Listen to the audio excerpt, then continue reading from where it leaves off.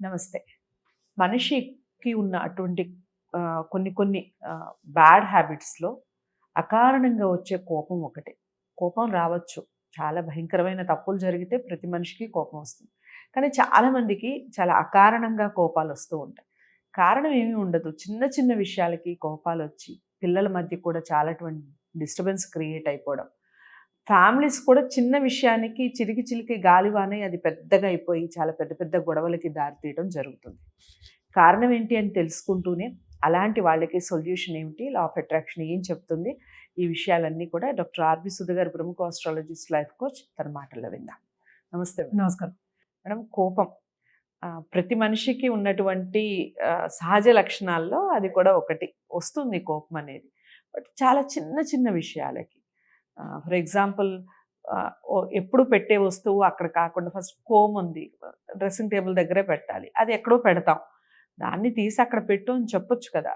ఆ చెప్పే విధానంలో గట్టి గట్టిగా అరిచేయటం, అక్కడ పిల్లలు ఉంటారు, చిన్న పిల్లలు ఉంటారు, దాన్ని ఇంపాక్ట్ అయిపోవడం, ఎందుకు నాన్నగారు ఇలా అరుస్తున్నారనో డాడీ అలా అరుస్తున్నారనో ఏదో వాళ్ళ పద్ధతిలో అనుకోవడం, అది ఒక రకంగా చాలా సెన్సిటివ్ ఉన్న లేడీస్ కానీ చాలా సెన్సిటివ్ ఉన్న వాళ్ళకి ఎలా అనిపిస్తుందంటే, ఏమిటి ఇది అసలు, ఎందుకు నాకు ఈ లైఫ్ అనే రకంగా అంత భయంకరమైన ఆలోచన ఈ కోపం గురించి రావడం. నేను ఎగ్జాంపుల్ చెప్పాను అంటే, అంత చిన్న విషయాలకు కూడా చాలా పెద్ద పెద్ద రీజన్స్ వెతుక్కోవడం, కోపాలు, ఫ్యామిలీ డిస్టర్బెన్సెస్ అనేది వస్తుంది. ఇలాంటి వాళ్ళకి మీరు ఏం సొల్యూషన్ చెప్తారు? ఫస్ట్ ఏంటంటే, ఇదంతా మోస్ట్ ఇంపార్టెంట్ యాంగ్జైటీ మూలనే వస్తుంది. It is not about the calm, it is not about the children, it's not about the it is about themself. వాళ్ళ మీద వాళ్ళకి కోపం ఉంది కనుక అది బయటకు వస్తుంది. It is awesome. It's nothing is about the other person, it is always about you. Law of అట్రాక్షన్లో మనం ఫస్ట్ అదే చెప్తాం. అంటే ఏంటి, నిన్ను మార్చుకుంటేనే యువతల వాళ్ళు కూడా మారుతారని చెప్తాం కదా. సో నువ్వు అలా అరుస్తున్నప్పుడు there is something wrong with you only. అంటే ఏంటి, బ్రెయిన్ మీద అంత ప్రెషర్ ఉంది. అంటే ఎక్కడో మిస్ప్లేస్డ్ యాంగర్ అంటాం. అంటే మిస్ప్లేస్డ్ యాంగర్ అంటే ఏంటి, నేను ఆఫీస్లో నన్ను ఎవడో తిట్టాడు, నేను అందుకొచ్చి ఇంట్లో తిడతాం. రామా, ఇలా జరుగుతాయి ఇవి జరిగిన ఒక విషయాలే ఇవి. ఇంట్లో నాకు సరిగ్గా మీటింగ్ జరగలే, మరి ఎంబ్రైజింగ్ లేదు మేడం. ఎవరో ఆఫీస్లో నిన్నేదో తిడితే నిన్ను నమ్ముకున్న వాళ్ళని నువ్వు తిట్టడం అనేది ఎంతవరకు వాళ్ళకి తెలియదు కదా పాపం, అందుకనే తిట్టడం. వాళ్ళకి చెప్పుకోరు మళ్ళాను, అది చెప్పుకోకుండా తిట్టడం అనేది జరుగుతుంది. అంటే మిస్ప్లేస్డ్ యాంగర్ అంటాం అనమాట. అంటే ఎవరి మీద కోపం మనం ఇంకోళ్ళ మీద చూపించాము. ఇది మామూలుగా మన పెద్దలు కూడా మనం చెప్తూ ఉంటారు. అంటే ఎక్కడ కోపం ఎక్కడ తీసుకొచ్చి ఎందుకు చూపిస్తాం అని అడుగుతారు అంటారు. ఇదైతే సహజంగా వినపడే మాట. అదే అలాంటప్పుడు నేను జస్ట్ ఎగ్జాంపుల్ ఇచ్చాను, ఎగ్జాంపుల్ ఇచ్చినట్టే అది ఎక్కడో జరగచ్చు. పోనీ ఇప్పుడు డ్రైవింగ్ లో వెళ్తున్నాం, ఎవడో వచ్చి కొట్టాడు కార్కి, సో దాని మీద స్క్రాచ్ పడింది, నాకు నచ్చలేదు, నేను ఇంట్లోకి వచ్చి తిడతాను. Right, simple example. ఎందుకంటే బయట డ్రైవింగ్ ఎలా ఉందో ఇప్పుడు ఈ మధ్య కాలంలో చాలా మంది చూస్తున్నాం. ఫ్యామిలీలో మేడం, ప్రతి ఫ్యామిలీలో ఉంటారు ఒకళ్ళు ఇలాంటి వాళ్ళు. అదే, ఇట్ ఈస్ మిస్ప్లేస్డ్ యాంగర్, అంతే, ఇంకేం లేదు. వాడు కోపం తెచ్చుకోవాలి, చెప్పండి. కోపం తెచ్చుకోవాలని వాళ్ళు తెచ్చుకోవట్లేదు. వాళ్ళ మీద కోపం కాదు, it is about you. That's what I say. First individual అంటే ఏంటి, నీది నువ్వు సరిదిద్దుకోవాలి. అంటే ఏంటి, నువ్వు యాక్సెస్ నుంచి పక్కకి వెళ్ళిపోయావు, నువ్వు నీ వైబ్రేషన్ నుంచి పక్కకి వెళ్ళిపోయావు, కోపం తెచ్చుకుంటున్నావు. ఎందుకు తెచ్చుకుంటున్నావు అంటే ఏంటి, మనం ఎప్పుడు చెప్తూ ఉంటాం కదా, ఒక స్ట్రా అంటే ఏంటంటే ఒక చిన్న ఫెదర్ అనుకుందాం, స్ట్రా అయినా ఫెదర్ అయినా ఒక బండి నిండా స్ట్రా వేస్తే ఏమవుతుంది, అది వంగుతుంది బండి. అంటే అంత లైట్గా ఉన్నది కూడా అలాగే ఉంటుంది. అలాగే వీళ్ళు కూడా చేసి చేసి చేసి చేసి చేసి ఎప్పుడో ఈ మిస్ప్లేస్డ్ యాంగర్ తీసుకొచ్చి ఇంట్లో చూపిస్తారు. అది ఓర్చుకుంటారు కొద్ది రోజులు. ఎంత ఓర్పు ఉంటుంది అందరికీ.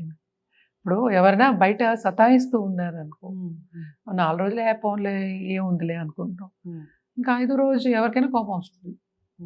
సేమ్ థింగ్ ఇప్పుడు ఇంట్లో వాళ్ళకి అదే పరిస్థితి, బయట వాళ్ళకి అదే పరిస్థితి. సో ఎవరో ఒకళ్ళు, నేను అన్నట్టు ఎప్పుడు మనం చూస్తూ ఉంటాం, బయట కొట్టుకుంటూ ఉంటారు డ్రైవింగ్ చేస్తున్నప్పుడు. మెయిన్ రోడ్స్లో చాలా చూస్తున్నాం ఈ కాలంలో, కోపాలు ఎక్కువైపోయాయి, ట్రాఫిక్ కూడా ఎక్కువైపోయింది. సో దానికి సొల్యూషన్ ఏంటి, నిన్ను నువ్వు సరిదిద్దుకోవాలి. పక్క వాళ్ళు వచ్చి నువ్వు మాట్లాడకని చెప్పడానికి లేదు కదా. ఇప్పుడు నేను వచ్చి నేను వెళ్ళి చెప్పలేను, నువ్వు క్వశ్చన్ అడిగితే నేను చెప్పగలుగుతా. సో ఇలా ఉంది నాకు, సో ఇలా చేయండి. ఇప్పుడు డాక్టర్ అయినా సరే వెళ్ళి నాకు ఇలా ఉంది, ఇది సిమ్టమ్స్, ఏం చేయాలి అంటే చెప్తారు. డాక్టర్ దగ్గరికి వెళ్ళేదే అందుకు. నువ్వు వెళ్లకుండా ఇంట్లో కూర్చొని నేను బాగానే ఉన్నాను అనుకుంటే ఏం చెప్తాం వాళ్ళకి, ఏం చెప్పలేము. సో ఇది మోస్ట్ ఇంపార్టెంట్ యాంకర్లో ఏంటంటే it is always misplaced. Misplaced అంటే ఏంటి? ఎక్కడో ఉన్నది తీసుకొచ్చి ఇక్కడ చూపించు. ఇక్కడ చూపించడం ముందే తగ్గించుకోవాలి. ఎందుకని ఇదివరకు ఏంటంటే ఇంట్లో ఉండేవాళ్ళు, ఆడవాళ్ళు కానీ పిల్లలు కానీ ఎక్కడికి వెళ్ళేవాళ్ళు కాదు. ఈ కాలంలో వెళ్తారు. ఎవడో డైవర్స్లోనే మిఠాయి తీసుకున్నట్టు వీళ్ళు డైవర్స్ తీసుకుంటారు. ఇవాళే నాకు ఒక క్లయింట్ 2 times డైవర్స్ అంట, 3వసారి పెళ్లి చేసుకోనని ఒక అమ్మాయి అడుగుతుందని జాతకం. ఓకే. సో అలా ఉంది బయట పరిస్థితి. అంటే ఏంటి, ఆ మిస్ప్లేస్డ్ యాంగర్ అనేది ఓవర్ ద ఇయర్స్ ఉంటుందన్నమాట. It is not a single episode. వాళ్ళని మనం తప్పు పట్టడానికి లేదు, కానీ వాళ్ళు ఎప్పుడు నేను సరిదిద్దుకోవాలి, నేను బాగుండాలి, పక్క వాళ్ళు బాగుండాలి, కుటుంబం బాగుండాలి, నా పిల్లలు మెంటల్ స్ట్రెంత్ పోకూడదు అంటే ఏంటి, ఇప్పుడు పిల్లలు ఇన్ఫ్లుయెన్స్ అవుతారు కదా దీని మూలని. సో ఎక్కడ తీసిన వస్తువులు అక్కడ పెట్టాలి, లేకపోతే కోపం వస్తుంది డాడీకి అని అర్థమైపోతుంది వాళ్ళకి. సో ఎంత జాగ్రత్తగా ఉంటారు, భయపడుతూ ఉంటారు అన్నిటికీ. సో పెరగడం కూడా అలాగే పెరుగుతారు, ఫ్రీగా ఉండరు. అంటే ఏంటంటే హ్యాపీనెస్ అనేది తగ్గుతుంది, సెల్ఫ్ ఎస్టీమ్ అనేది తగ్గుతుంది. సో ఎక్కడ దెబ్బ కొడుతున్నావు నువ్వు, నీ సెల్ఫ్ ఎస్టీమ్ దెబ్బతింది కనుక పక్క వాళ్ళ సెల్ఫ్ ఎస్టీమ్ మీద దెబ్బ కొడుతుంది. సో ఏం చేయాలి దానికి, ఫస్ట్ నేను సరిగ్గా ఉండాలి అని ఆలోచన మనకి రావాలి. రైట్. మనకి రాకుండా మనం యువతల వాళ్ళు అడ్వైస్ ఇవ్వడానికి కూడా ఉండదు. సో అది పెళ్ళని చెప్పినా అవ్వదు, లేకపోతే హస్బెండ్ చెప్పినా అవ్వదు, ఇంకో రివర్స్ తీసుకుంటే పిల్లలు చెప్పినా అవ్వదు. నువ్వేంటి చెప్పడానికి, ఈగో క్లాషెస్ వస్తాయి. అది ఒక థర్డ్ పర్సన్ దగ్గరికి వెళ్ళాలి, కన్సల్టెంట్ దగ్గరికి వెళ్ళాలి, లేకపోతే సైకాట్రిస్ట్ వరకు ఒక సైకాలజిస్ట్ దగ్గరికి వెళ్ళడం అనేది బెటర్.